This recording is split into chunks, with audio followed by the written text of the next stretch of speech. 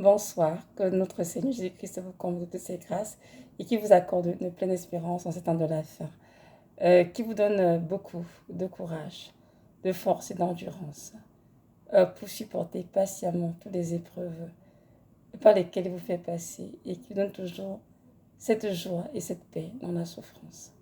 Nous savons tous que nous sommes dans un temps de la fin et que nous avons de Dieu, y compris moi, nous souffrons tous de l'enfantement. Donc, c'est pas beaucoup de pleurs, beaucoup de douleurs, beaucoup d'injustices, mais nous gardons cette foi en Dieu qui nous soutient dans nos épreuves et qui nous accorde la paix dans la souffrance de ce qui est avec nous et qu'il prend soin de nous. Aujourd'hui, nous sommes le 28 mai 2020. Nous allons parler de la réparation des dommages causés par le péché. L'année dernière, au mois de juillet 2019, avant que je tombe gravement malade, j'avais reçu du Seigneur quelques semaines auparavant que je pouvais réparer les dommages causés par mes péchés en faisant tout ce qu'il me demandait. Donc, il m'avait dit, mon enfant, tu peux réparer les dommages causés par le péché, par tous tes péchés, en posant beaucoup d'actes de charité, en ayant une entière dévotion envers moi, en ayant une vie d'obéissance. Oui, j'avais été très saisie. Pourquoi? Parce que j'ai toujours cru pour ma part que lorsqu'on pêche contre le Seigneur, une fois qu'on demandait pardon, il pardonnait, il effaçait le péché, et puis that's all, on continue la vie tout simplement.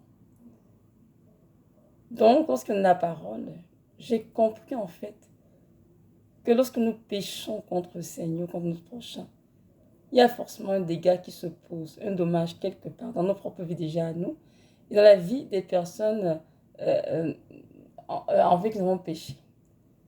Et pour que ces dégâts soient réparés, notre Dieu nous enseigne donc par une vie d'obéissance, une vie de consécration.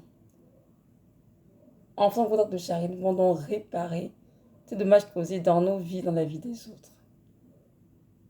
Et depuis ce jour, je vous assure, je fais très attention maintenant, car j'ai compris que le péché endommage. Oui, le péché endommage beaucoup.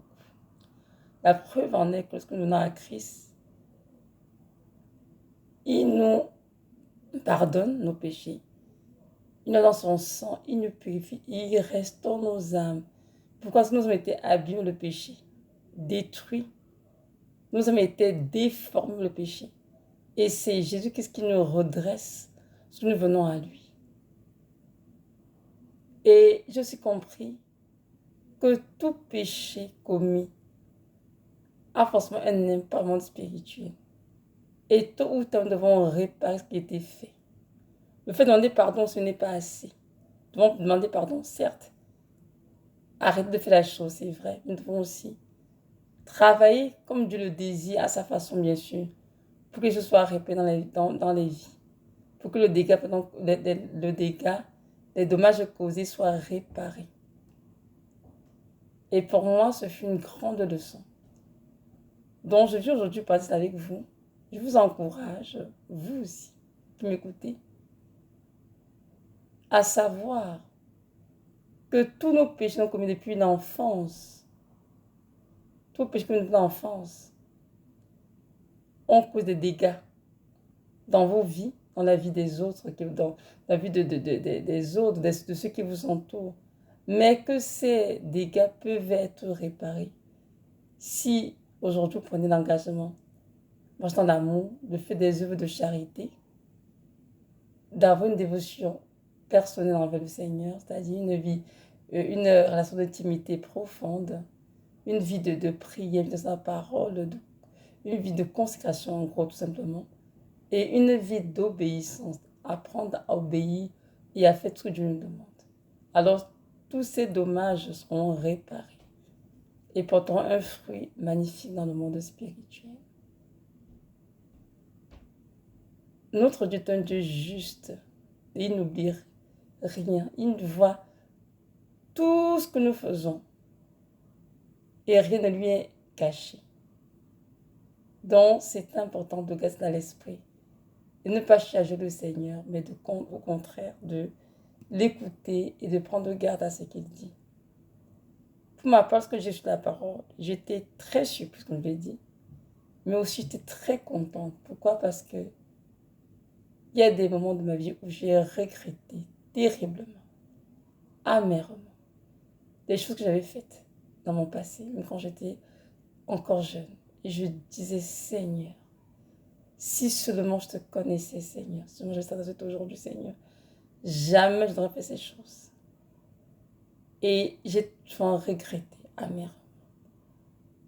Lorsque Dieu m'a donné cette parole, j'ai compris en fait que je pouvais résoudre ces dommages causés autour de moi et dans ma propre vie en une vie de consécration totale au Seigneur. Et alors, dès ce jour, j'ai commencé à agir différemment et en faisant attention à ce que tout ce que je fasse soit motivé par l'amour pour Dieu, l'amour pour mon prochain. Il y en a vraiment, comme il a demandé, une intimité encore plus approfondie avec lui, une intimité plus approfondie avec lui, d'avoir une vie d'obéissance. Souvent dans la parole, nous pouvons voir l'exemple de Marie de Magdala. Marie de Magdala, c'était une femme qui aimait beaucoup le Seigneur. Dès que Dieu l'a délivrée, elle s'est attachée au Seigneur pour toujours. Elle n'a jamais quitté le Seigneur. Pourquoi? Parce que c'est d'elle que j'ai chassé 7 démons. Et elle a reconnu qu'elle était une pécheresse et que Jésus était celui qui l'avait délivrée. Et pour cela, pour dire merci en retour, elle a décidé de s'attacher fermement à Christ. Elle le suit partout où il allait.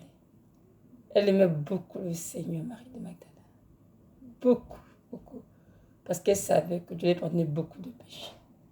Et je suis que par sa vie de consécration qu'elle a eue après, elle a réparé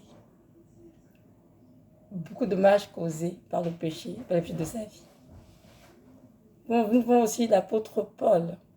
Lorsque Dieu a appelé Paul, nous nous souvenons tous, lorsqu'il allait à Damas pour persécuter les chrétiens qui suivaient le Seigneur, et que lorsque Dieu l'a rencontré en chemin, lorsque Paul a reçu le Seigneur dans son cœur, la première parole que Paul a reçue après qu'il a recouvert la vue, c'est que Dieu a dit à Ananias qu'il devait lui poser les mains pour qu'il la vue justement, va imposer les mains à Paul de Tarse, afin qu'il recouvre la vue. Et je lui montrer les choses qu'il va souffrir pour moi. Et effectivement, Paul, l'apôtre Paul, est un homme de Dieu qui a servi le Seigneur vaillamment. Parce que nous lisons ses écrits dans nos testaments. Il en a écrit, je crois, environ 13 livres. Vont voir que c'est un homme qui était extrêmement persécuté. Il a reçu le Seigneur. Vous savez pourquoi? Parce qu'avant sa conversion, Paul a beaucoup persécuté les chrétiens. C'est un homme de la loi, un pharisien. Il avait étudié, extrêmement instruit. Et il était, comment dirais-je, personne de la Torah, mais contre le Messie, sans s'en rendre compte. Mais lorsque Dieu l'a visité et qu'il l'a reconnu dans l'erreur, Paul a donné totalement au pharisianisme. Il a choisi de suivre Christ et de lui donner une entière dévotion. Et que nous voyons Paul, vraiment, dans tous ses voyages, dans son service, nous voyons beaucoup de rigueur, beaucoup de dévouement. Nous voyons un abandon complet au Seigneur. Nous voyons qu'il a mis de côté même la lettre, le droit qu'il avait fait. Et il a obéi à tout ce que Dieu lui a demandé. C'est ça une vie vraiment de consécration totale. Et par cela, je suis sûr que l'apôtre Paul a réparé beaucoup de dommages causés par ses propres péchés. Vous savez, nous avons tous des vies. Nos sentis sont différents, nos chemins sont différents. Pourquoi est-ce que nos appels sont différents? Nos destinées sont différentes. Et le Seigneur agit différemment selon chacun. C'est sûr que tu as péché beaucoup contre le Seigneur. Il faisant beaucoup de dommages. Il faudrait avoir une vie de consécration, comment dirais-je, très, très, très profonde. Faire beaucoup de charité, aimer beaucoup les autres, faire du bien en tout temps, justement. Et te au Seigneur pour que tes péchés, pour que les dommages causés par tes péchés soient réparés. Et aussi, celui qui a péché peu va faire peu de choses. Mais dans tous les cas de figure, par amour pour le Seigneur. Par amour pour le Seigneur. Nous voyons dans la Bible que les hommes de Dieu, les femmes de Dieu ont été traités différemment, persécutés différemment. Parce que chacun avait son appel, sa destinée. Nous avons vu le roi David. À cause de l'adultère commis avec Bathsheba, le roi David a beaucoup souffert dans sa maison. Il a beaucoup souffert. Avec ses propres enfants qui sont venus contre lui après. Et tour de désordre dans la famille royale. Pourquoi? À cause du fait qu'il soit allé faire Bathsheba, qu'il venait d'être avec elle et qu'il a fait tuer le mari de cette femme, Uri. Ils vont aussi voir que l'homme, tout simplement David, est appelé l'homme dans le cœur de Dieu. Pourquoi c'est dit cela? Parce que David s'était repenti sincèrement lorsque le prophète Nathan est venu vers lui. Et après cela, David s'est vraiment totalement consacré au Seigneur. Il a fait beaucoup de bien autour de lui après cela. Il a servi le Seigneur vaillamment, avec beaucoup d'amour, d'humilité. Et c'est un homme très humble, roi David. Donc, frères et sœurs, il y en a beaucoup d'exemples. Il y a beaucoup d'exemples dans la parole. Ça, c'est juste quelques exemples que je prends pour nous faire comprendre que nos vies sont différentes.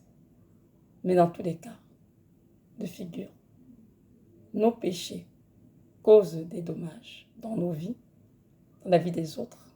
Et que la bonne nouvelle, c'est que ces dommages peuvent être réparés par nous-mêmes, en faisant du bien autour de nous. Beaucoup d'œuvres de charité. En aimant ardemment le Seigneur, avec une vie de dévotion totale, de consécration totale, étant obéissant à qui évidemment au Seigneur. C'est une bonne nouvelle. Donc je vous encourage tous vraiment à prier dans ce sens.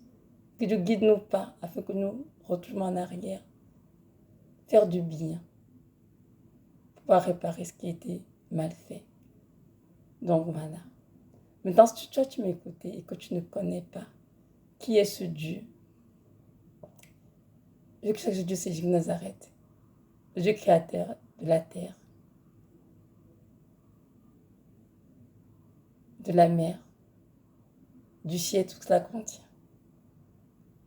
Et je te dis que je suis qui t'a créé et qui est mort pour toi afin que tu aies la vie éternelle. Je t'encourage vraiment à faire ce pas de foi. Va vers lui, invoque-le. Il se révélera à toi. Je t'encourage à donner ta vie et le laisser t'aimer, te pardonner, te laver dans son sang et te purifier de tout péché et t'offrir la vie éternelle. Ne te pose pas beaucoup de questions, mais dis-lui ceci: Seigneur Jésus, que tu existes. Je t'en prie, révèle-toi en moi. Je sais qu'il le fera, car il t'aime d'un amour ineffable. Nous sommes au temps de la fin. Il est évident que le monde va mal. Mais ne nous décourageons pas. Posons de bonnes questions. Cherchons la face du Seigneur. Usons notre temps à bon escient pour faire des choses qui vont compter pour l'éternité. Laissons tomber le monde et tout ce qu'il contient. Des passions, des plaisirs temporaires. Mais concentrons-nous sur l'essentiel. Quelle est notre relation avec le Seigneur? Le service. Nous sommes tous appelés à servir le Seigneur. Nous sommes tous appelés à suivre Christ. Alors mes frères et sœurs, courons dans ses bras d'amour, afin d'obtenir miséricorde pour nos péchés, c'est vrai, mais aussi afin de vivre la vie qu'il a pour nous, c'est-à-dire nous connaître la destinée qu'il nous a préparée. Car un jour, nous devons, dans son trône de jugement, nous devons en rendre compte. C'est pas le temps de rester en télévision des heures ou devant Internet pour être de choses ou bien passer du temps avec des amis sur les réseaux sociaux, à échanger des messages. C'est le temps vraiment de chercher notre Seigneur par la prière, par la méditation et faire son service en donnant le meilleur de nous-mêmes, en donnant le meilleur de nous-mêmes avec notre cœur. Je nous encourage tous à comprendre que la pandémie qui touche le monde, cette planétaire, a été permise par le Seigneur pour réveiller son peuple. Et c'est le temps donc de nous repentir de tous nos péchés et de nos cœurs vers le Seigneur. De fuir la corruption de soi, puis de ce monde, le matérialisme, et de vraiment nous tourner totalement vers ce Dieu qui a tout donné pour nous à la croix de Golgotha. Qu'il vous garde, qu'il vous protège. Il nous donne la grâce d'être debout. Le jour où il reviendra, cherche son Église. Amen.